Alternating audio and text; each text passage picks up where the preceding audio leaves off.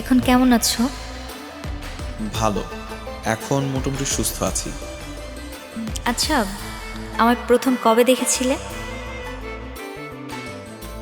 যেদিন তুমি একটা শিশু বাচ্চার কাছ থেকে ফুল না কিনে উল্টো তাকে নিয়ে গিয়ে বিরিয়ানি খাইয়েছিলে। আমাকে এভাবে রোজ দূর থেকে দেখতে, তাই না? কখনো কাছে আসতে না কেন? ভয়ে। যদি নিষেধ করে দাও তখন তো ওই দূর থেকে দেখাটাও বন্ধ হয়ে যেত। কিন্তু একটা কথা, কি? আমি সেদিন তোমাকে ভালোবাসি বলেছিলাম, কিন্তু তুমি সেটা ভুলে যাও, মনে করো যে আমি বলিনি। মানে?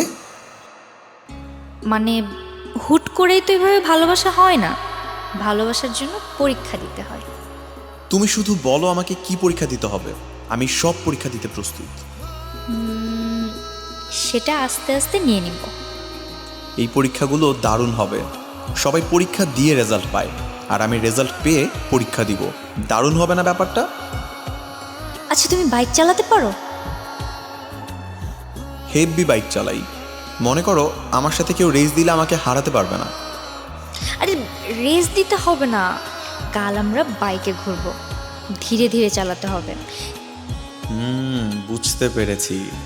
জোরে চালালে তো ঝামেলা আছে, তোমার সাথে আমার টাচ লেগে যাবে, তাই না?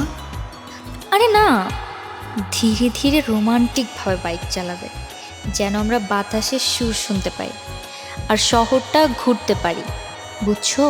দিনটাকে যেন সুন্দরভাবে উপভোগ করতে পারি। ঠিক আছে, ডান।